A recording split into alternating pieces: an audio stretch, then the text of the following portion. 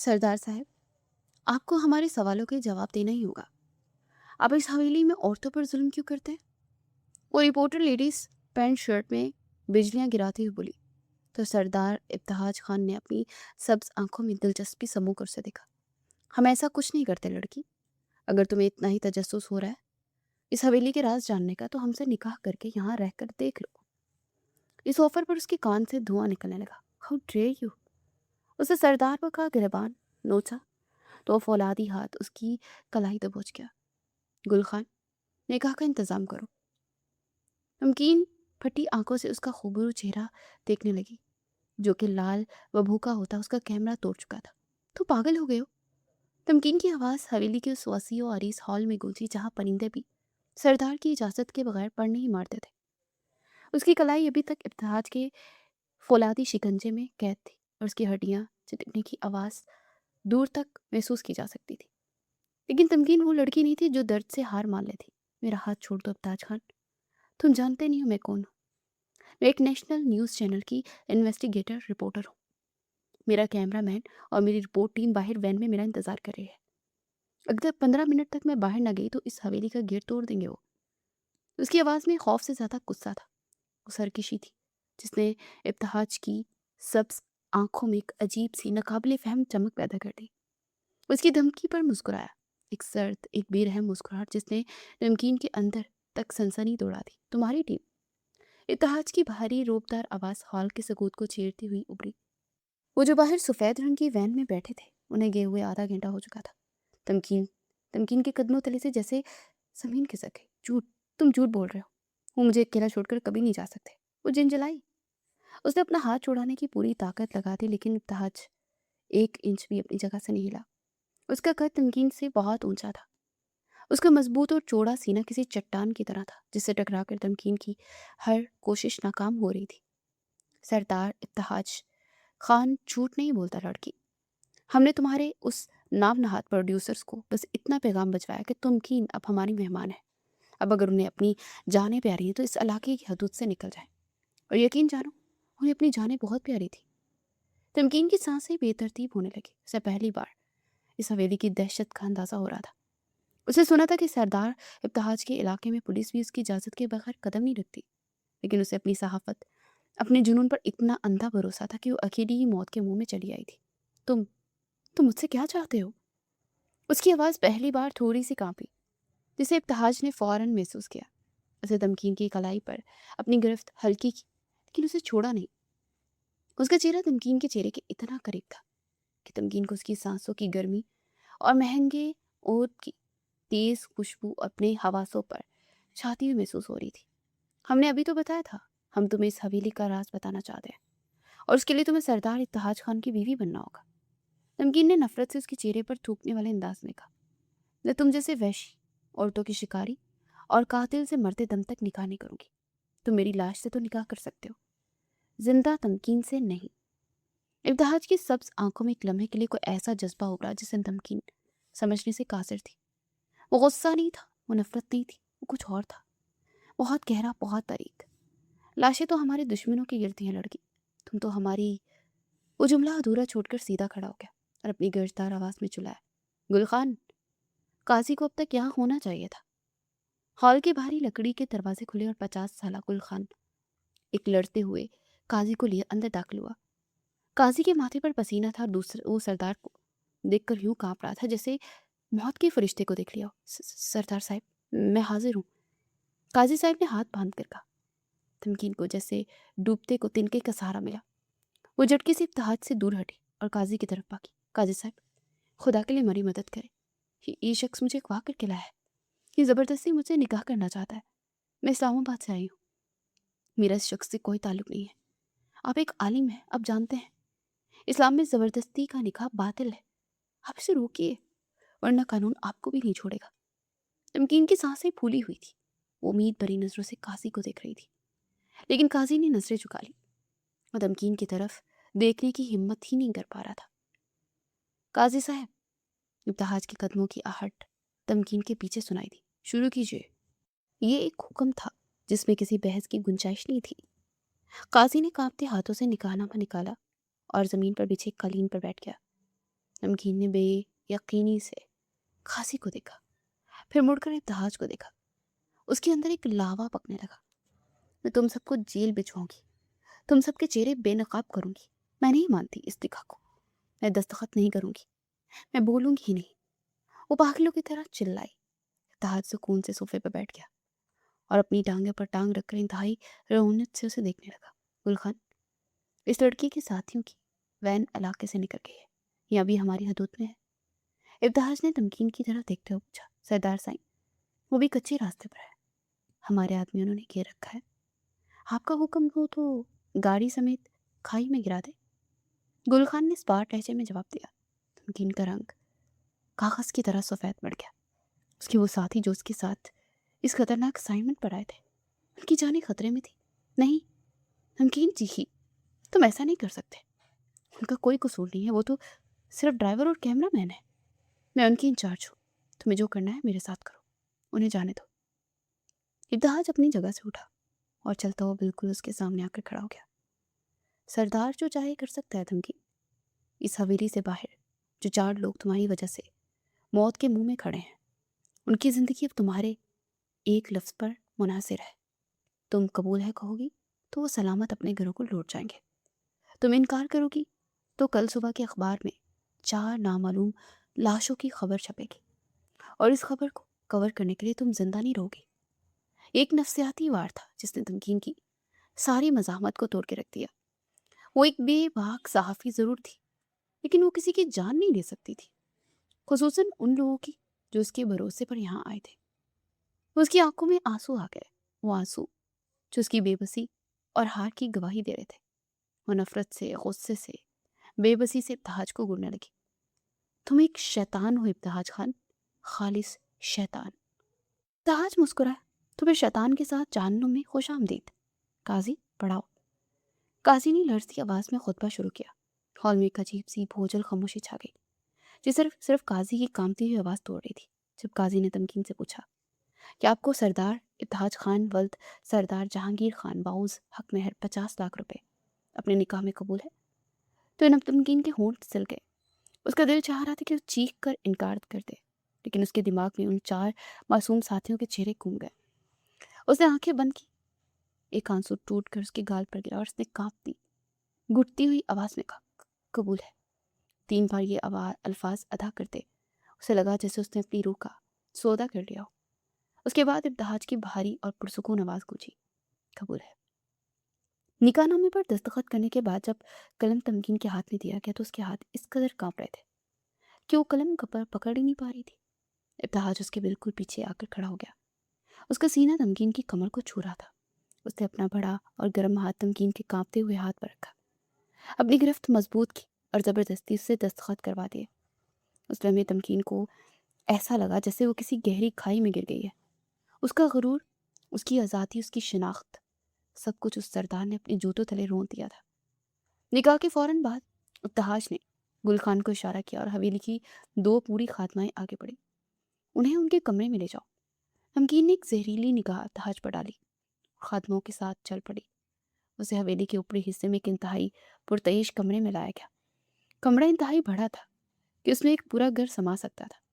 बाहरी रेशमी पर्दे, कीमती कलीन और वस्त में रखा हुआ एक व्यूहिकल बेड। खादमा इसे कमरे में छोड़कर बाहर चली गई। दरवाज़ा बाहर से लॉक कर दिया गया। तमीन को जैसे तन्हाई मिली, उसका जब्त जवाब दे गया। वो दहाड़े मार मार कर रोने लगी। उसने कमरे में रखी एक कीमती क्रिस्टल की गुलदान उठाई और पूरी ताकत से आईने में दे मारी। शीशे के टुकड़े पूरे कमरे में बिखर गए। उसके बाद उसने साइड टेबल पर रखा हुआ लैंप जमीन पर दे मारा। वो एक जख्मी शेरनी की तरह कमरे में चक्कर काट रही थी और हर वो चीज़ तोड़ रही थी जो उसके हाथ में आ रही थी। मैं तुम्हें नहीं छोड़ूंगी इब्तिहाज खान, मैं तुम्हारी इस हवेली की ईंट से ईंट बजा दूंगी। तुमने एक गलत लड़की से पंगा ले लिया है। वो हाँफते हुए खुद से बात कर रही थी। उसके बाल बिखरे हुए थे, उसकी पैंट शर्ट पर मिट्टी और पसीने के दाग थे और उसकी आंखें रो रो कर सुर्ख हो चुकी थी। तकरीबन 1 घंटे तक वो कमरे में तोड़ फोड़ करती रही, जब तक कि उसके अंदर की सारी भड़ास निकल नहीं गई। अचानक दरवाजे के लॉक में चाबी घूमने की आवाज़ आई, लेकिन फौरन अलर्ट हुई। दरवाज़ा खुला और सरदार इब्तिहाज खान अंदर दाखिल हुआ। उसने अपनी स्याह चादर उतार दी थी और वो सिर्फ एक स्याह शलवार कमीज में मलबूस था। उसकी आस्तीनें आधी मुड़ी हुई थी, जिससे उसके मजबूत बाजू जाहिर हो रहे थे। उसे कमरे की तबाहशुदा हालत को देखा। बिखरे हुए शीशे, टूटे हुए लैंप और बिखरे हुए पर्दों पर उसकी नजर पड़ी, लेकिन उसके चेहरे पर तासुरात जरा बराबर भी तब्दीली ना आई। वो इंतहाई पुरसुकून अंदाज में चलता कमरे के वस्त में आया। उसके बूटों की आवाज़ शीशे के टुकड़ों पर पड़ के एक खौफनाक तासुर पैदा कर रही थी। तुम्हारे गुस्से की उम्र बहुत छोटी है बेगम, उसे तमकीन को देखते हुए कहा, जो कि बेड के पास खड़ी गुस्से से फनकार रही थी। मुझे बेगम मत कहो, मैं तुम्हारी कैदी हूँ, तुम्हारे जुल्म का निशाना बनने वाली कोई पहली लड़की नहीं हूँ जिसे तुमने इस हवेली की दीवारों में चिनवा दिया है। तुम एक साइकोपैथ हो जिसे औरतों पर जुल्म करके तस्कीन मिलती है। नमकीन ने अपने अल्फाज के तीर उस पर बरसाए। जहाज उसकी बात पर हंसा, एक मुख्तसिर गहरी हंसी जिसके सीने से निकली। अगर तुम हमारी कैदी होती तमकीन, तो तुम इस वक्त इस मखमली बेड के पास नहीं, बल्कि हवेली के उन तहखानों में होती जहाँ सूरज की रोशनी भी हमारी इजाज़त के बगैर दाखिल नहीं होती। और जहाँ तक जुल्म की बात है, तो सरदार इब्तिहाज खान को औरतों पर जुल्म करने का कोई शौक नहीं है। वो तो बस सरकिश परिंदों के पर काटना जानता है। तो तुमने मेरे पर काट दिए। तुम्हें लगता है कि तुमने मुझसे ज़बरदस्ती निकाह करके मेरी आवाज़ दबा दी। तुम नहीं जानते मेरी पावर को। मेरा एक कलम और एक कैमरा तुम्हारी इस पूरी सरदारी को हिला कर रख सकता था। तुम डर गए थे ना मुझसे, इसीलिए तुमने मुझे यहाँ कैद कर दिया। नमकीन ने तंजिया अंदाज में कहा। उसकी आंखों में अभी भी वही आग थी जिसे इब्तिहाज के सामने झुकने नहीं दे रही थी। इब्तिहाज आहिस्ता आहिस्ता चलता उसके बिल्कुल करीब आया। नमकीन ने पीछे हटने की कोशिश की, लेकिन बेड ने उसका रास्ता रोक लिया। इब्तिहाज ने अपने दोनों हाथ नमकीन की तरफ बेड की सिम पर रखे और उसे अपने और बेड के दरमियान मुकम्मल तौर पर कैद कर लिया। उसका चेहरा तमकीन के चेहरे से महज चंद इंच के फासले पर था। तमकीन का दिल सीने की पस्तियां तोड़कर बाहर आने को बेताब था, लेकिन उसने अपनी नजरें इब्तिहाज की आंखों से नहीं हटाई। डर? इब्तिहाज ने सरगोशी से अंदाज में कहा, लेकिन उसकी आवाज़ में जो गूंज थी वो नमकीन के असाब को सुन कर गई। सरदार इब्तिहाज खान ने अपनी ज़िंदगी में सिर्फ एक बार डर महसूस किया था तमकीन, और वो बहुत साल पहले की बात है। आज आज इस सरदार को कोई खौफ नहीं है, और तुम जैसे एक आम सी रिपोर्टर हमारी सरदारी को हलाएगी। हमने तुम्हें इसलिए यहाँ कैद नहीं किया कि हमें तुम्हारे कलम से डर लगता है। हमने तुम्हें इसलिए यहाँ रखा क्योंकि तुम अचानक रुका। उसकी सब्ज आंखों में एक ऐसा तूफान था जिसे वो ज़बरदस्ती दबा रहा था। उसने तमकीन के चेहरे को बगौर देखा, उसकी उलझी हुई लटों को, उसके गुस्से से कांपते हुए होंठों को। क्योंकि मैं क्या? बोलो, रुक क्यों गए? बताओ कि तुमने ये घटिया हरकत क्यों की? नमकीन ने उसकी आंखों में झांकते पूछा। क्योंकि तुमने वो हद पार की है जो आज तक किसी ने नहीं की। तुमने सरदार के गिरेबान पर हाथ डाला था, और सरदार के गिरेबान तक पहुंचने वाले हाथ या तो काट दिए जाते हैं या फिर हमेशा के लिए बांध दिए जाते हैं। हमने तुम्हें बांधने का फैसला किया। इब्तिहाज ने सीधा होते हुए कहा। नमकीन ने एक तलक मुस्कुराहट के साथ उसे देखा। ये तुम्हारी अना है इब्तिहाज खान, और कुछ नहीं। एक जागीरदार की, एक फिरौन की अना, जिसे एक गरीब लड़की ने लड़कारा और तुमसे बर्दाश्त ही नहीं हुआ। लेकिन याद रखना, तुम मेरे जिस्म को इस हवेली में कैद कर सकते हो, मेरी रूह को, मेरी आज़ादी को, मेरी सोच को कभी अपना गुलाम नहीं बना सकते। मैं यहाँ से भागूंगी, और जिस दिन मैं यहाँ से निकली वो तुम्हारी सरदारी की आखिरी दिन होगा। ताज ने दरवाजे की तरफ मुड़ते हुए कहा, हमें तुम्हारी रूह की गुलामी नहीं चाहिए तमकीन। और जहाँ तक भागने की बात है, तो शौक से कोशिश करके देख लो। इस हवेली के दरवाजे कभी अंदर से बंद नहीं होते, लेकिन यहाँ से बाहर जाने का रास्ता कोई नहीं जानता। आराम करो, कल तुम्हारी जिंदगी का एक नया दिन होगा। ये कहकर वो कमरे से बाहर निकल गया और दरवाज़ा बंद हो गया। रात का पिछला पहर हो चुका था। हवेली पर एक पुरस्कार और खौफनाक खामोशी का राज था। तमकीन की आंखों में नींद का नामो निशान तक नहीं था। वो घंटों से दरवाजे के पास बैठी रोती रही। ये जिंदगी उसे खुद चुननी थी। आज वो अपनी जिंदगी का सबसे ज्यादा घुटन इंटरव्यू देने आई थी, ऐसे सरदार का जिसके बारे में मशहूर था कि वो औरतों को कैद में रखता है। और ये बात आकर यहाँ वाकई सच साबित हुई थी। वो भी तो यहाँ कैद होकर रह गई थी। कितना समझाया था सबने कि इस जंगली सरदार का इंटरव्यू मत करो अकेली, मगर तुम्ही को तो चैलेंज पसंद था। ये अकेली जिंदगी का पहला चैलेंज था। जहाँ वो बेबस हो गई थी। मगर नहीं, ये तमकीन हो, मेरे पास रास्ते होते हैं हमेशा। ये सोचते उसमें नई रूह आ गई थी। अचानक उसके अंदर की साफी और बागी लड़की ने सर उठाया। नहीं तमकीन, तुम यूं हार नहीं मान सकती, तुम्हें यहाँ से निकलना होगा। उसने खुद को तसल्ली दी। उसने कमरे का जायजा लिया। खिड़कियां बहुत ऊंची थी, उस पर मजबूती लोहे की ग्रिल लगी हुई थी। दरवाज़ा बाहर से लॉक था। उसे जेब से एक हेयर पिन निकाली, जो अक्सर उसे ऐसे मौक़ों के लिए अपने पास वो रखती थी जब उसे किसी बंद जगह से फरार होना पड़ता। सहाफ़त के दौरान उसने कुछ बुनियादी हथकंडे सीखे थे। उसने कांपते हाथों से हेयर पिन को ताले में डाला और उसे घुमाने की कोशिश की। काफ़ी देर की मुशक्क़त के बाद अचानक एक क्लिक की आवाज़ आई और ताला खुल गया। मुमकिन को अपनी खुशकिस्मती पर यकीन नहीं आया। उसने धड़कते दिल के साथ आहिस्ता से दरवाज़ा खोला। बाहर एक लंबी तारीक राहदारी थी जिसमें मध्यम सी रोशनी जल रही थी। हवेली के पहरेदार गालिबन बैरूनी हिस्से में थे, अंदरूनी हिस्से में कोई नहीं था। वो दबे कदमों राहदारी में चलने लगी। उसे नहीं मालूम था कि रास्ता कहाँ जाता है, लेकिन वो बस नीचे की तरफ जाने वाली सीढ़ियाँ ढूंढ रही थी।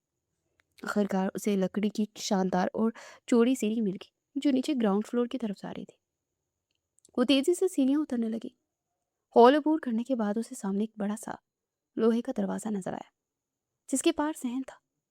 सहन के बाद हवेली का मरकजी दरवाज़ा था जहाँ से वो फरार हो सकती थी।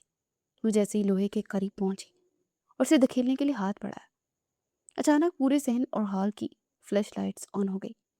इतनी तेज रोशनी थी कि तुमकीन की आंखें चंधिया गई। उसने अपने हाथों से आंखों को बचाते हुए देखा।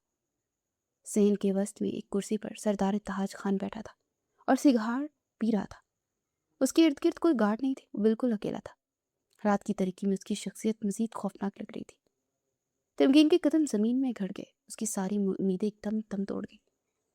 इब्तिहाज ने सगार का लंबा कश लिया और धुआं फिजा में छोड़ते अपनी कुर्सी से उठा और आहिस्ता आहिस्ता चलता तमकीन के पास आया। उसके बूटों की आवाज़ रात की खामोशी में किसी हथौड़े की तरह तमकीन के दिल पर लग रही थी। हमने कहा था ना बेगम, तुम्हारे गुस्से की उम्र बहुत छोटी है, तुमने सिर्फ 4 घंटे इंतजार किया। उसकी आवाज़ में एक पुरस्कार सुकून था, कोई गुस्सा नहीं, कोई हैरानी नहीं। तमकीन गुस्से और बेबसी से कांपने लगी। तुम जाग रहे थे, तुम्हें पता था मैं भागने की कोशिश करूंगी। इब्तिहाज उसके बिल्कुल करीब आकर खड़ा हुआ। रात की इस सर्द हवा में भी तमकीन को उसके वजूद से निकलती हरारत महसूस हो रही थी। हम इस हवेली के सरदार हैं तमकीन, यहाँ हवा भी हमारी इजाज़त के बगैर रुख नहीं बदलती। तुम्हें क्या लगा तुम एक हेयर पिन से ताला खोलकर फरार हो जाओगी और हमें खबर ही नहीं होगी? हम तो बस ये देखना चाहते थे कि तुम कहाँ तक जा सकते हो। तो देख लिया तुमने, अब क्या करोगे? मुझे मारोगे, तहखाने में डालोगे? डाल दो, मैं फिर भी तुम्हारी कैद से भागने की कोशिश करूंगी। मुमकिन उसकी आंखों में आंखें डालकर चिल्लाई, हालांकि अंदर से वो बुरी तरह से टूटी हुई थी। इब्तिहाज ने अपना सिगार जमीन पर फेंका और उसे अपने बूटों से मसल दिया। उसने अचानक तमकीन का बाजू पकड़ा। इस बात गिरफ्त में सख्ती नहीं थी, बल्कि एक अजीब सी उलझा देने वाली नरमी थी। उसने तमकीन को अपनी तरफ खींचा और उसके कान के करीब झुककर एक ऐसी सरगोशी की जिसने तमकीन के दिमाग की सारी रगें सुन कर दी। कैदी भागते हैं तमकीन, बीवियां नहीं। तुम यहाँ से भागने की कोशिश क्यों कर रही हो लड़की? तमकीन ने हैरत और गुस्से से उसे देखा, क्योंकि ये हवेली मेरी कैद है और मैं कैदी हूँ। इब्तिहाज की सब्ज आंखों में चांद की रोशनी पड़ रही थी। उन आंखों में अब तक की सबसे गहरी और पुरस्कार चमक थी। उसने अपना हाथ उठाया, तमकीन के रुखसार पर रेंगते आंसुओं को अपने अंगूठे से साफ किया। तमीन उसके इस अचानक लम्स पर बुरी तरह से चौंकी थी और पीछे हटना चाहा, लेकिन इब्तिहाज ने उसे हटने नहीं दिया। यह हवेली तुम्हारी कैद नहीं तमकीन, ये तुम्हारा घर है और तुम इस घर की, इस हवेली की और इस सरदार की मालकिन हो। तुम अपने ही घर में हो और अपने ही घर से भागा नहीं करते। उसके इन अल्फाज ने तमकीन के जहन में एक धमाका कर दिया। फटी आंखों से उस शख्स को देखने लगी जिसे वो चंद घंटे पहले तक एक जालिम और वहशी दरिंदा समझ रही थी। ये नरमी, ये अल्फाज, ये लम्स, ये सब क्या था? उसके दिमाग में उलझनों का एक तूफान बर्पा हो गया और उसे लगा जैसे उस पुरस्कार सरदार और उस खौफनाक हवेली के किसी ऐसी दलदल में फंस चुकी है जहां से निकलना मुमकिन नहीं था। और यही वो जाल था जो इब्तिहाज ने बरसों की रियासत के बाद उसके लिए बुना था। मौत से बचने के लिए नहीं, बल्कि मोहब्बत की इस कैद के लिए जिसका आगाज हो चुका था।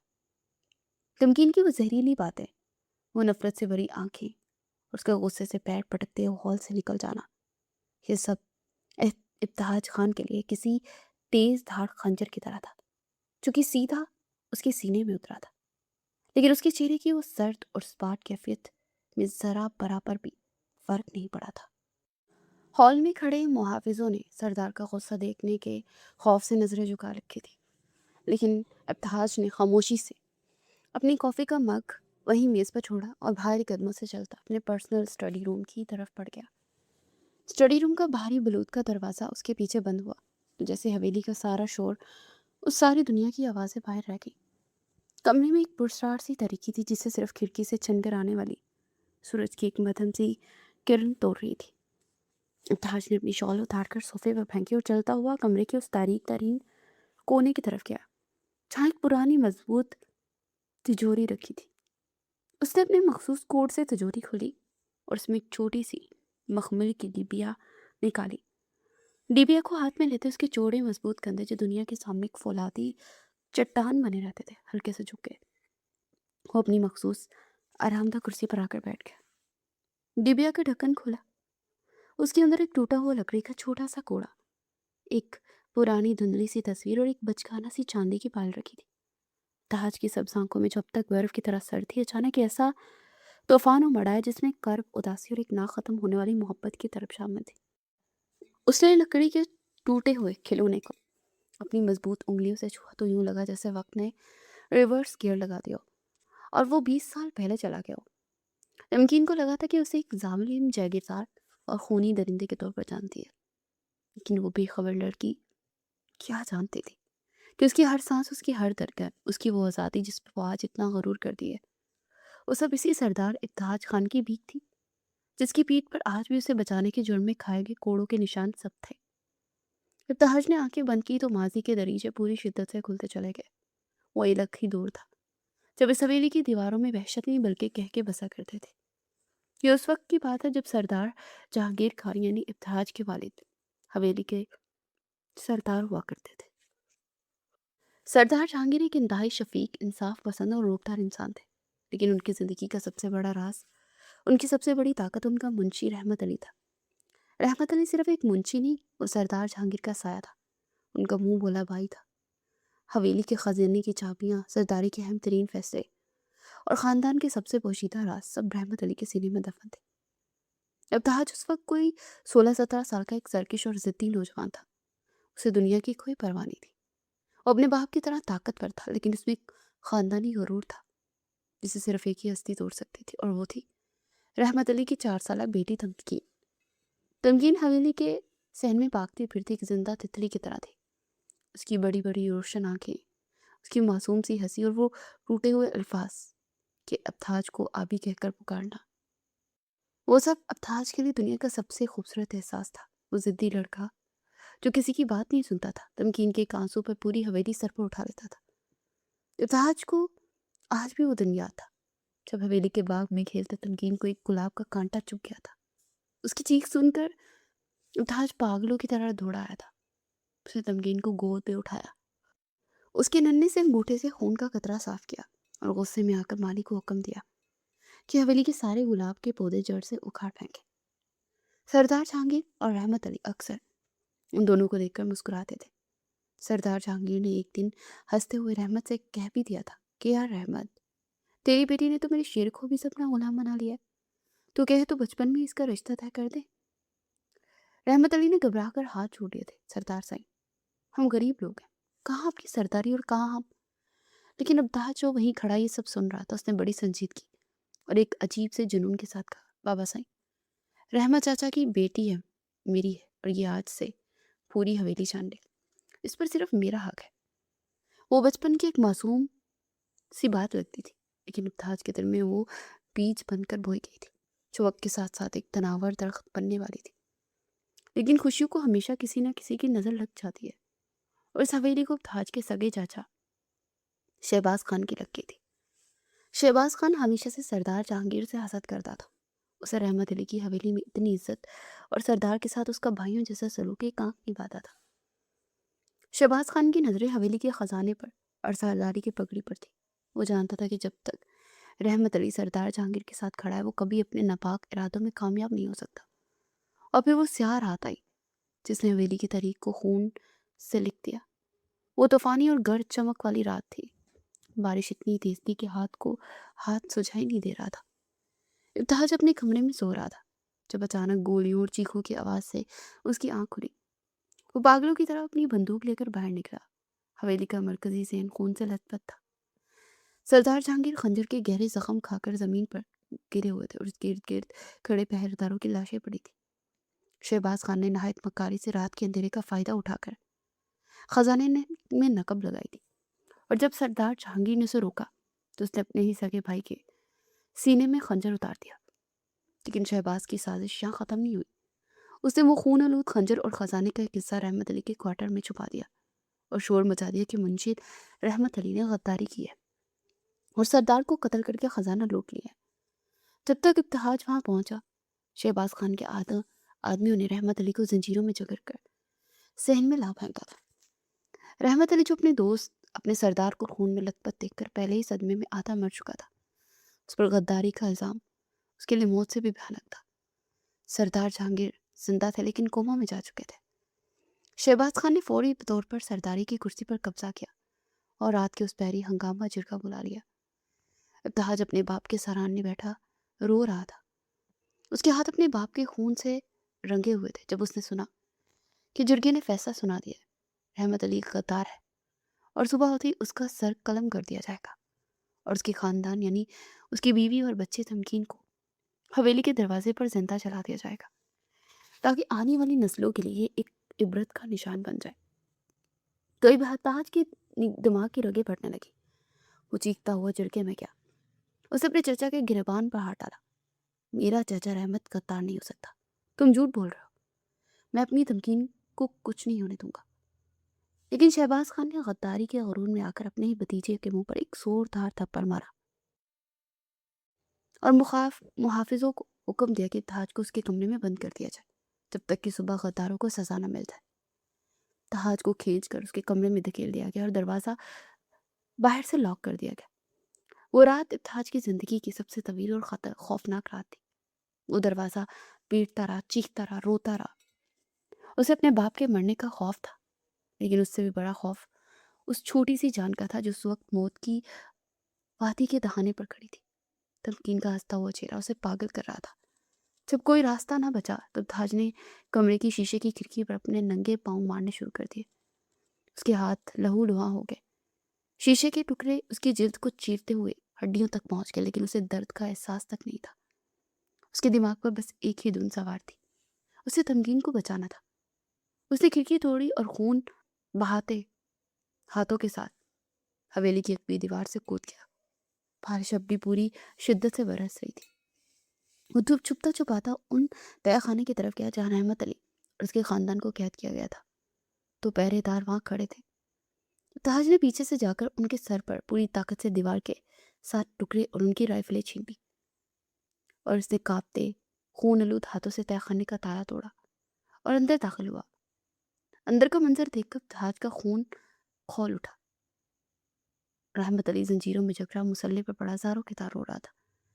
اس کی بیوی ایک کونے میں سہم کر بیٹھی تھی، چھوٹی سی تمکین اس کی گود میں گہری نیند سو رہی تھی، بالکل بے خبر کہ صبح اس کا نازک سا جسم آگ کے شعلوں کی نظر ہونے والا ہے۔ ابتہاج کو دیکھتے رحمت علی تڑپ کر اٹھا۔ ابتہاج بیٹھے، میرے سردار سائیں کیسے ہیں؟ میرا یقین کر پتر، میں نے کچھ نہیں کیا، میں سردار پر جان دے سکتا ہوں، ان کا خون نہیں کر سکتا۔ رحمت علی کی سسکیاں تہہ خانے کے کھانے میں گونج رہی تھی۔ ابتہاج دوڑ کر ان کے گلے لگ گیا۔ میں جانتا ہوں چاچا، میں جانتا ہوں آپ بے گناہ ہیں، میرے چاچا نے سازش کی ہے، بابا بھی زندہ لیکن بے ہوش ہے، جرگے نے صبح آپ کو مارنے کا حکم دیا ہے، میں آپ کی بیڑیاں کھول رہا ہوں، حویلی کے پچھلے دروازے پر میرے گھوڑے تیار ہیں، اب چاچی اور تمکین کو لے کر ابھی اسی وقت یہاں سے بھاگ جائیں۔ ابتہاج نے تیزی سے چابیاں نکالی، لیکن رحمت علی نے اس کا ہاتھ پکڑا۔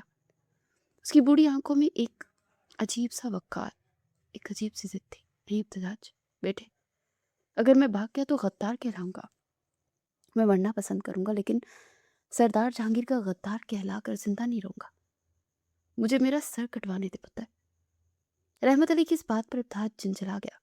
उसने रहमत अली के कंधों को झुंझुड़ा। क्या आप पागल हो गए आप चाचा? वो सिर्फ आपको नहीं मारेंगे, वो चची को भी मारेंगे। वो मेरी मेरी तमकीन को भी आग में जला देंगे। क्या आप अपनी बेगुनाही साबित करने के लिए इस मासूम बच्ची की जान दे देंगे? तमकीन का नाम सुनते रहमत अली का सारा गुरूर, सारी जिद टूट गई।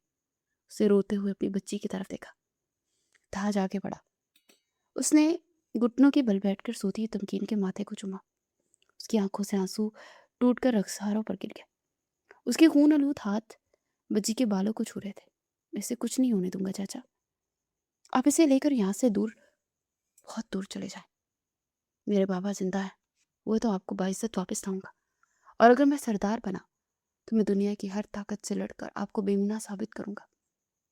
लेकिन अभी अभी से यहाँ से ले जाए, मैं आपको कसम देता हूँ वापस आएगी।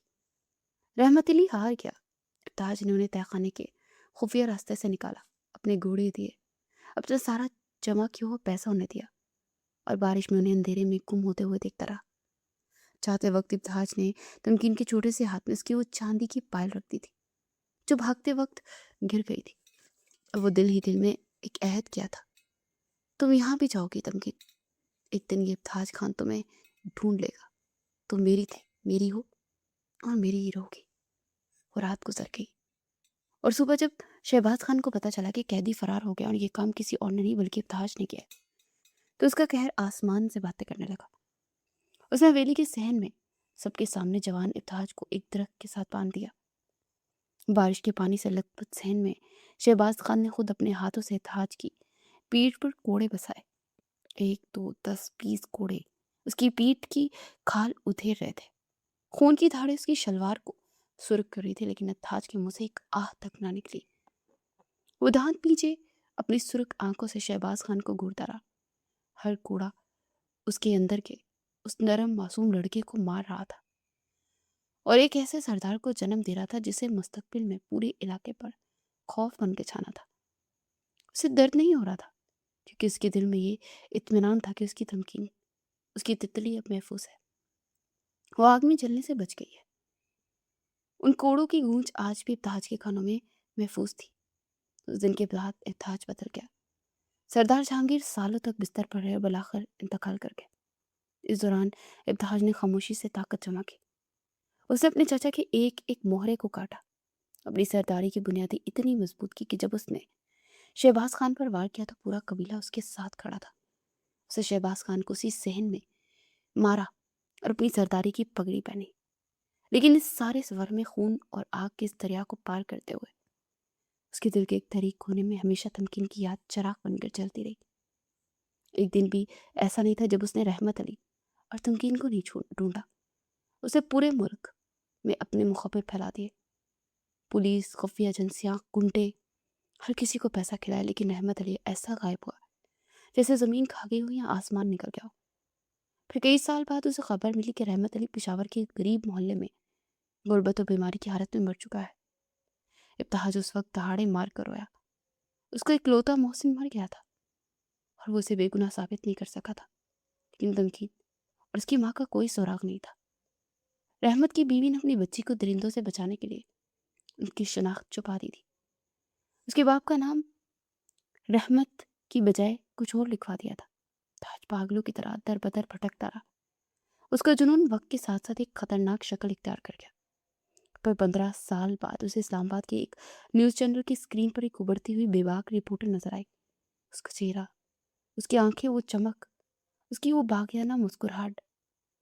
इब्तिहाज का दिल उस दिन इतने जोर से धड़का कि उसे लगा कि उसका सीना फट जाएगा। ये उसकी तमकीन ही थी, उसकी वो तितली जब एक शोला बयान सहाफ़ी बन चुकी थी। स्टडी रूम में बैठे इब्तिहाज ने गहरा सांस लिया। उसकी आंखों में अभी तक यादों से सुर्खी छाई हुई थी। उसे चांदी की इस छोटी सी पायल को अपने होठों से लगाया। तमकीन समझती थी कि उसने इब्तिहाज खान पर कोई बहुत बड़ी इन्वेस्टिगेशन कर ली है और अपनी बहादुरी से हवेली में दाखिल हुई। वो क्या जानती थी कि ये सारा जाल, ये इंटरव्यू की दावत, ये सिक्योरिटी की ढील, ये सब सरदार इब्तिहाज खान ने खुद बचाया था। वो जानता था कि तमकीन के सहाफ़ी जुनून को कैश करके उसे कैसे अपने पास बुलाना है। جب وہ حویلی میں داخل ہوئی تو ابتہاج اسے دیکھتے ہی ٹوٹ کر اس کے قدموں میں گر جانا چاہتا تھا. اسے سینے سے لگا کر اپنے برسوں کا دکھ رونا چاہتا تھا، لیکن وہ سردار تھا اور وہ جانتا تھا کہ تمکین کے دل میں اس حویلی اور اس سرداری کے لیے صرف نفرت ہے. اگر وہ سیدھے طریقے سے اسے بتاتا تو وہ کبھی یقین نہ کرتی، الٹا اسے کوئی اور دشمن سمجھ کر اسے دور بھاگ جاتی. اور شہباز خان کے کچھ وفادار اب بھی علاقے میں موجود تھے جو رحمت علی کی بیٹی کو زندہ نہیں چھوڑتے. اس لیے ابتہاج نے وہ راستہ چنا جس میں بدنامی تو تھی، لیکن تمکین کی حفاظت اور اس کی قربت کی 100% ضمانت تھی. اس نے زبردستی کا نکاح کیا تاکہ پوری دنیا اور اس کے دشمنوں کی نظر میں وہ سردار کی عزت، سردار کی بیوی بن جائے جس پر کوئی آنکھ اٹھانے کی جرت نہ کرے. وہ جانتا تھا کہ تمکین اس سے نفرت کرے گی، اسے گالیاں دے گی، اسے نفسیاتی مریض اور قاتل کہے گی. آج صبح جب تمکین نے ناشتے کی میز پر اسے گالیاں دی تو ابتہاج کے دل کا ہر کونا کٹ گیا، لیکن اس نے اپنی انا کا وہ خول نہیں اتارا جو اس نے برسوں کی ریاضت سے پہنا تھا. اس کی آنکھوں میں موجود نفرت کو محبت میں بدلنا جانتا تھا. وہ جانتا تھا کہ جب تمکین اس حویلی کے تہہ خانوں میں جائے گی، جب اس عورت کو دیکھے گی جنہیں ابتہاج نے دنیا کی نظروں سے بچا کر پناہ دے رکھی تھی، جب وہ اسٹڈی روم میں رکھی اس ڈائری کو پڑھے گی جس کے ہر ورڈ پر اس کی محبت کے نوحے لکھے تھے، تو اس کا پتھر دل موم ہو جائے گا. ابتہاج نے وہ مخمل کی ڈبیا واپس تجوری میں رکھی، اسے لاک کیا اور اپنی کرسی سے اٹھ کھڑا ہوا. اس کی آنکھوں میں اب کوئی دکھ، کوئی آنسو نہیں تھا، بلکہ ایک سرد غیر متزلزل عزم تھا. تم مجھ سے جتنی چاہے نفرت کر لو تمکین، مجھے ظالم، مجھے درندہ پکار لو، مجھے کوئی فرق نہیں پڑتا. اسے خالی کمرے میں خود سے سرگوشی کی. میں نے تمہیں موت کے منہ سے نکال کر اس حویلی کی ملکہ بنایا. میری محبت ان کاغذوں کی محتاج نہیں ہے جنہیں تم آزادی کا نام دیتی ہو. میں نے تمہارے لیے اپنا خون بہایا ہے، اپنی روح کو تاریک کیا ہے، اور میں تمہاری اس نفرت کو، تمہارے اس غرور کو اس محبت کے الاؤں میں جلا کر رکھ کر دوں گا.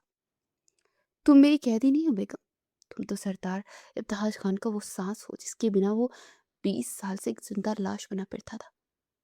اسے میز پر پڑا اپنا سگار اٹھایا، اسے سلگایا اور ایک لمبا کش لے کر دھواں فضا میں چھوڑا. وہ دروازے کی طرف بڑھا. اب اسے تمکین کے کمرے میں جانا تھا، اس کے ایک اور غصے، ایک اور طوفان کا سامنا کرنے کے لیے. یہ سردار کی محبت کا وہ عجیب، پیچیدہ اور خطرناک کھیل تھا جس میں اسے ہر صورت جیتنا تھا، چاہے اس کے لیے تمکین کی نظروں میں دنیا کا سب سے برا انسان ہی کیوں نہ بننا پڑے.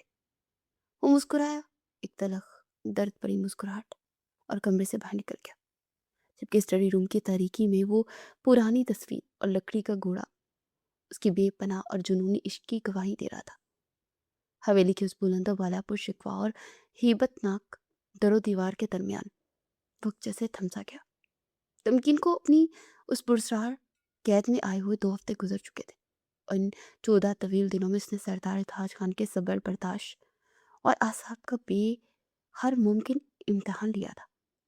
وہ اس کے دیے ہوئے قیمتی ریشمی کپڑے پھاڑ دیتی، صبح ناشتے کی ٹرے غصے سے زمین پر مار دیتی، اور جب ابتہاج شام کو ہال میں موجود ہوتا تو وہ جان بوجھ کر اس کے سامنے آ کر ایسی تلخ، زہریلی اور چبھتی ہوئی باتیں کرتی جو کسی بھی عام مرد کی انا کو چھلنی کرنے کے لیے کافی تھی.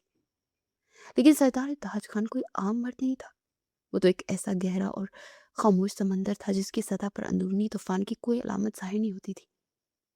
تمکین کی تفشیش کا صحافتی گھیرا اسے کسی پل چین نہیں لینے دے رہا تھا.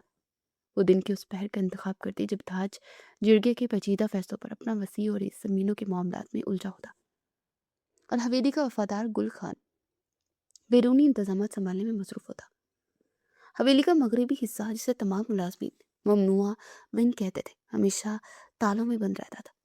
ایک دوپہر جب حویلی ایک گہری، بوجھل اور پراسرار خاموشی میں تاری تھی، تمکین نے انتہائی ہوشیاری سے کچن سے وہ ماسٹر کی چوری کر دی جو خادماؤں کی غفلت سے میز پر رہ گئی تھی.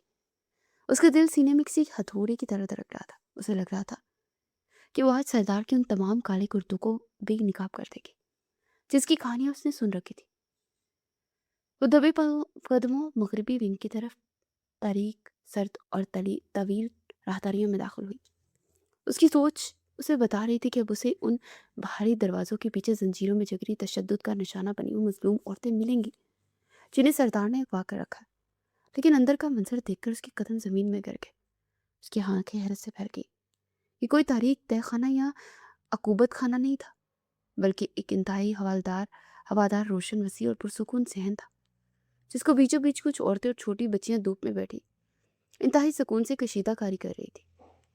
ان کے چہروں پر کوئی خوف، وحشت یا قید کی حیثیت نہیں، بلکہ ایک عجیب سا اطمینان، تحفظ کا احساس تھا۔ تمکین کو اچانک اپنے سامنے دیکھ کر وہ چونک گئی۔ ایک نوجوان لڑکی زرمینہ نے آگے بڑھ کر اس اجنبی لڑکی کو دیکھا، اور جب تمکین نے اکلاتے ہوئے کہا کہ انہیں سردار کے ظلم سے بچانے آئی ہے، تو زرمینہ کے چہرے پر ایک دکھ بھری مسکراہٹ آئی۔ اسے تمکین کو وہ سچ بتایا جس نے تمکین کے پیروں تلے سے زمین کھینچ لی۔ زمینہ نے بتایا کہ وہ سب مظلوم عورتیں ہیں جنہیں ان کے اپنے سگے رشتوں نے غیرت کے نام پر جائیداد کے لالچ میں یا کاروبار کی بھینٹ چڑھا کر قتل کرنے کا فیصلہ کر لیا تھا، اور سردار ابتہاج خان نے اپنی جان پر کھیل کر دنیا کی نظر میں ظالم بن کر انہیں یہاں پناہ دے رکھی ہے۔ زرمینہ کے الفاظ تمکین کے دماغ پر کسی بم کی طرح برس رہے تھے۔ دنیا انہیں ظالم کہتی تھی کیونکہ وہ جرگے میں بیٹھ کر ظالموں کی زبان بولتے تھے تاکہ ظالم ان سے ڈرے، لیکن رات کے اندھیرے میں وہ ہم جیسی بے آسرا عورت کی ڈھال بن جاتے۔ تمکین کا سارا صحافتی غرور، اس کی ساری ریسرچ خاک میں مل گئی۔ صدمے کی شدید ترین حالت میں دیوار کا سہارا لے کر وہیں کھڑی ہانپ رہی تھی کہ اچانک کونے میں بیٹھی ایک 70 سالہ بوڑھی خادمہ مائی بانو اپنی جگہ سے اٹھی اور لڑتے قدموں کے ساتھ تمکین کے بالکل قریب آئی۔ مائی بانو کی دھندلی موتیا زدہ آنکھیں تمکین کے چہرے پر یوں گڑی ہوئی تھی جیسے کوئی برسوں پرانا بھولا ہوا خواب یاد آ رہا ہو۔ کیا نام ہے تمہارا بی بی؟ مائی بانو کی آواز عمر کی زیادتی کی وجہ سے کسی انجانے جذبے سے کانپ رہی تھی۔ تمکین نے الجھن اور خوف سے انہیں دیکھا۔ تمکین نام ہے میرا۔ یہ سنتے ہی مائی بانو کے ہاتھ سے دھاگے کا گولا چھوٹ کر زمین پر گرا۔ تمکین رحمت، منشی رحمت علی کی بیٹی۔ تمکین کو لگا جیسے اس کے وجود میں ہزاروں واٹ کا کرنٹ دوڑ گیا۔ اس کا پورا وجود بری طرح لرز گیا۔ آپ میرے باپ کو کیسے جانتی ہیں؟ تمکین کی آواز بمشکل اس کے خشک حلق سے نکلی۔ مائی بانو نے آگے بڑھ کر اپنے کانپتے کھردرے ہاتھوں سے تمکین کا صدمے سے پیلا پڑتا چہرہ تھام لیا اور پھوٹ پھوٹ کر رونے لگی۔ میں کیسے نہ جانتی میری بچی، میں نے تجھے انہی ہاتھوں سے کھلایا ہے۔ تو اسی حویلی کے بڑے صحن میں رنگ برنگی تتلی بن کر اڑتی پھرتی تھی، اور ہمارا چھوٹا سردار، وہ خود خونخن لڑکا ابتہاج، تیرے پیچھے پیچھے دیوانوں کی طرح بھاگتا تھا۔ تمکین کے کانوں میں سائیں سائیں ہونے لگی تھی۔ اس کا دماغ یہ سب تسلیم کرنے سے انکاری تھا۔ کیا بکواس کر رہی ہیں آپ؟ میرا اس حویلی سے کوئی تعلق نہیں ہے، میں غریب گھرانے کی لڑکی ہوں۔ تمکین نے گھبرا کر پیچھے ہٹنا چاہا، لیکن مائی بانو نے اس کا ہاتھ مضبوطی سے پکڑ لیا۔ تعلق ہے بی بی، بہت گہرا تعلق ہے، خون اور جان کا تعلق۔ تم جانتی ہو تمہارا باپ رحمت علی اس حویلی کا منشی تھا، سردار جہانگیر کا سب سے قریبی منہ بولا بھائی تھا، لیکن پھر شہباز خان نے غداری کی، حویلی کا خزانہ لوٹا اور اپنے سگے بھائی سردار جہانگیر پر قاتلانہ حملہ کیا، اور اپنی گردن بچانے کے لیے سارا الزام تیرے معصوم باپ پر لگا دیا۔ مائی بانو ہچکیوں سے رو رہی تھی اور 20 سال پرانا وہ ہولناک راز تمکین کے سامنے کھول دیا تھا، جس کی تلاش میں ابتہاج نے اپنی ساری جوانی، اپنی سارا سکون راکھ کر دیا تھا۔ جرگے نے تیرے باپ کا سر قلم کرنے اور تجھے تیری ماں کو زندہ جلانے کا حکم دیا تھا۔ اس کالی رات موت تیرے دروازے پہ کھڑی تھی تمکین، اور پھر وہ 18 سال کا لڑکا ہمارا ابتہاج اپنی خاندان، اپنی وحشی جرگے کے خلاف چٹان بن کر کھڑا ہو گیا۔ وہ رات کے اندھیرے میں طوفانی بارش کے بیچ اس تہہ خانے میں گیا جہاں تم قید تھے۔ اس نے پہرے داروں کو مارا اور اپنی جان پر کھیل کر تیرے باپ کو تجھے لے کر بھاگنے پر مجبور کیا۔ اس نے اپنے گھوڑے، اپنا جمع کیا سارا پیسہ تیرے باپ کو دے دیا۔ تمکین کے حلق میں بے شمار کانٹے چبھنے لگے، اس کا سانس اکھڑنے لگا، اس کی آنکھوں سے آنسوں کی جھڑی لگی، اور جب صبح ظالم شہباز کو پتہ چلا کہ تم لوگ فرار ہو گیا تو اس نے اس نوجوان ابتہاج کو اسی صحن میں سب کے سامنے ایک پرانے درخت سے باندھ کر بے دردی سے کوڑے مارے تھے۔ اس کی پیٹ کی کھال ادھیر گئی تھی بی بی، خون کی ندیاں اس کی شلوار کو سرخ کر رہی تھی، لیکن اس پاگل عاشق نے تیرے لیے ایک آہ تک نہ نکالی۔ وہ مسکراتا رہا کہ اس کی تتلی بچ گئی۔ آج بھی اس کی چوری پیٹھ پر ان کوڑوں کے گہرے نشان ہیں جو اس نے تیری زندگی کے بدلے کھائے تھے، اور آج بھی اس کے پرسنل کمرے کی تجوری میں تیرا بچپن کا وہ ٹوٹا ہوا کھلونا اور تیری چاندی کی پال رکھی ہے، جسے سینے سے لگا کر اس حویلی کے بند کمرے میں راتوں کو دہاڑے مار کر روتا ہے۔ مائی بانو کے ان آخری خنجر جیسے الفاظ نے تمکین کے وجود کے پرخچے اڑا دیے تھے۔ اس کے گھٹنوں کی رہی صحیح طاقت جواب دے رہی تھی. وہ وہیں زمین پر گر گئی. اس کا دماغ پھٹنے لگا تھا. اس کا دل پسلیاں توڑ کر باہر آنا چاہتا تھا. وہ شخص جسے وہ ظالم درندہ اور قاتل سمجھتی تھی، جس پر اس نے اتنا کیچڑ اچھالی تھی، وہ تو اس کا سب سے بڑا محافظ نکلا. اس نے 20 سال پہلے اس کی جان بچانے کے لیے اپنا خون بہایا تھا. یقین دیوانہ وار وہاں سے اٹھی. اس کے قدم لڑکھڑا رہے تھے، لیکن وہ مغربی ونگ سے نکل کر حویلی کی طویل سنسان راہداریوں میں پاگلوں کی طرح دوڑنے لگی. وہ ہچکیوں سے رو رہی تھی. اسے ٹھیک سے سانس نہیں آ رہا تھا. وہ سیدھی ابتہاج کی پرسنل اسٹڈی روم کی طرف بھاگی جو حویلی کے دوسرے کونے میں تھا. مائیں بانوں کی گونجتی ہوئی آوازیں اس کے دماغ پر ہتھوڑے برسا رہی تھی. دروازہ ہلکا سا کھلا تھا. تمکین جو اس وقت شدید اور ناقابل برداشت جذباتی طوفان سے گزر رہی تھی، کمرے میں داخل ہو گئی. کمرہ تاریک تھا. تمکین کی نظر سیدھی اس کھلی تجوری پر پڑی جو شاید ابتہاج جلدی میں بند کرنا بھول گیا تھا، یا شاید خود تقدیر کو آج سارے پردے چاک کرنے تھے. اس نے کانپتے لرزتے ہاتھوں سے تجوری میں رکھی وہ سرخ مخمل کی ڈبیا نکالی. اس کے اندر رکھی چیزیں دیکھ کر تمکین کی سانس سینے میں اٹک گئی. ایک لکڑی کا ٹوٹا ہوا گھوڑا، چاندی کی ایک چھوٹی سی کالی پڑ چکی پائل، ایک دھندلی سی تصویر جس میں ایک 18 سال کا خوبرو مسکراتا ہوا لڑکا ایک 4 سالہ بچی کا ہاتھ پکڑے کھڑا تھا. وہ بچی تمکین خود تھی. ڈبیا کے عین نیچے ایک پرانی خستہ حال سا ڈائری رکھی تھی. تمکین نے ڈائری اٹھائی اور اسے کھولا. ڈائری کے زرد پڑ چکے صفحات اور سردار ابتہاج خان کے دل کا خون تھا جو اس نے پچھلے 20 سالوں میں اپنی تنہائی میں بہایا تھا. تمکین نے پڑھنا شروع کیا.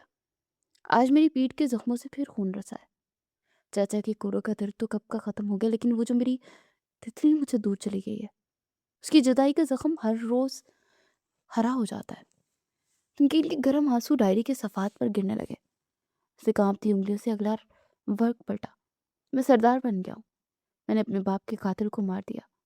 اس کی لاش سین میں لٹکائی ہے، لیکن میری یہ ساری طاقت، میری سرداری کسی کام میں نہیں جو میں اپنی محبت کو نہیں ڈھونڈ سکا.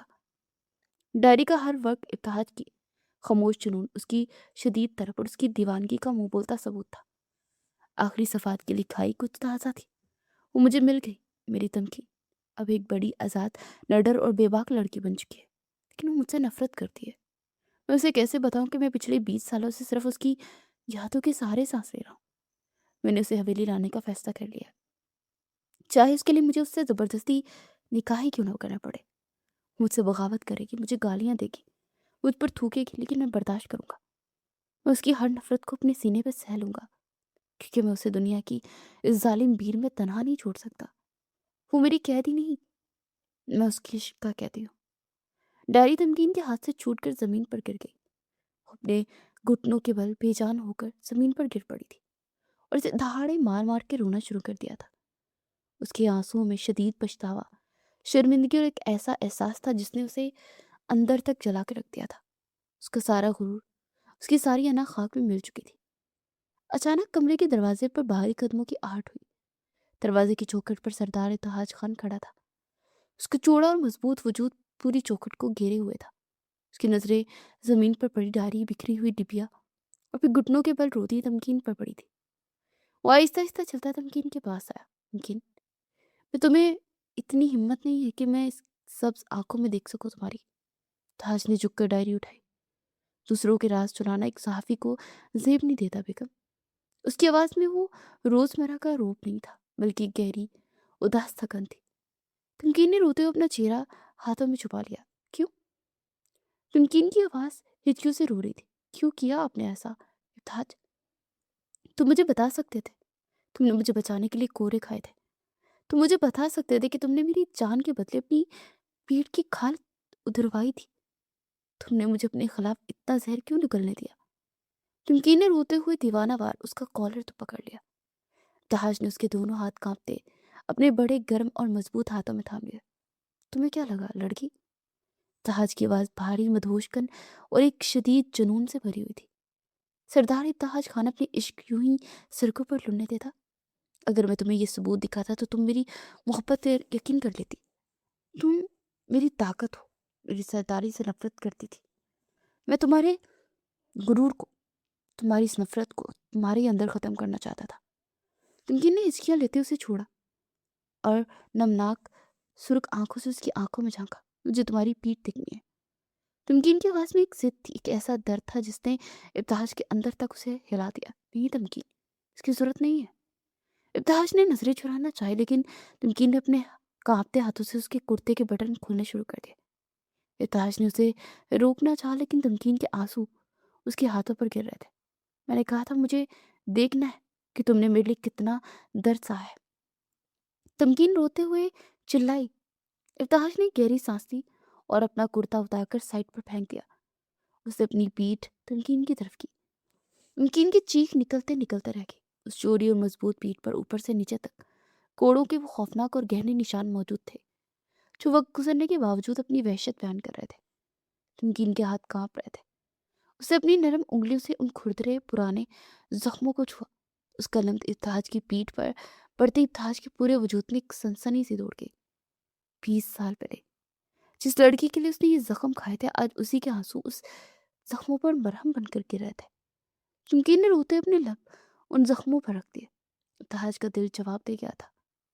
उसने एक झटके से मुड़कर नमकीन को बाजुओं से पकड़ा और से खींचकर अपने चौड़े सीने में लगा लिया। नमकीन उसकी इस अचानक हरकत पर हाँफ गई, लेकिन उसने खुद को उसकी मजबूत बाहों में मुकम्मल तौर पर सरेंडर कर दिया था। ताज का चेहरा उसके चेहरे के बिल्कुल करीब था। उसकी गर्म सांसें तमकीन के चेहरे को छू रही थी और उसके वजूद से आने वाली ऊद और तंबाकू की मर्दाना खुशबू तमकीन की आवाज़ों पर छा रही थी। तुम रो रही हो तमकीन? मेरे इन जख्मों के लिए जो मेरे इश्क का तमगा है? ताज की आवाज़ में एक अजीब सी खुमार आलूद सरगोशी थी। तमकीन की आवाज़ से आंखों से आंसू बह रहे थे। उसकी आंखों की इस पुरस्कार गहराई में डूबती जा रही थी। मुझे माफ़ कर दो इब्तिहाज, मैं कितनी अंधी थी। मैं तुम्हारे इस जुनून, तुम्हारी इस कुर्बानी को नहीं देख सकी। तमकीन ने अपने दोनों हाथ उसके जोड़े सीने पर रख दिए। उसका जिस्म इब्तिहाज की गुर्बत से कांप रहा था। मैं तुमसे तुम्हारी वो नफरत छीन लूंगा लड़की। और इब्तिहाज खान की किसी और की दी हुई चीज़ों को अपने दिल में नहीं लगता। इब्तिहाज ने अपना चेहरा उसकी गर्दन के करीब किया। उसके गर्म लम्बों का लम्स तमकीन को जिल्द पर पड़ा तो तमकीन ने अपनी आंखें बंद कर ली। उस लम्स बंद करने की तारीकी में तमकीन के अंदर पलने वाला वो सारा बुग़्ज़, सारी नफरत पिघल कर ऐसे शदीद और ताकतवर एहसास में बदल गई जिसका नाम इश्क था। वो एकदम से ये नहीं कह सकती थी कि उसे कितनी मोहब्बत करती है, क्योंकि ये एहसास उसके लिए नया था। लेकिन वो ये ज़रूर जान चुकी थी कि अब वो उस दुश्मन की बाहों के हिसार में बगैर जिंदा नहीं रह सकती। इब्तिहाज ने उसकी कमर पर अपनी गिरफ्त मजबूत कर ली और उसे अपने करीब कर लिया, जिससे उसे अपने वजूद में समा लेना चाहता। हवेली की वो तारीख और खौफनाक रात आज दुनिया की सबसे रोमांचक और रोशन सुबह में बदलने जा रही थी, क्योंकि सरदार ने बलाखिर अपनी तितली को हमेशा के लिए अपने दिल की उस कैद में महफूज कर लिया था। यहाँ से फरार होने की अब तमकीन की अपनी भी कोई ख्वाहिश नहीं रही थी। ये एक ऐसी मोहब्बत का आगाज था जो नफरत की राख से पैदा हुई थी और अब इसकी आग पूरे वजूद को बसम करने के लिए बिल्कुल तैयार थी।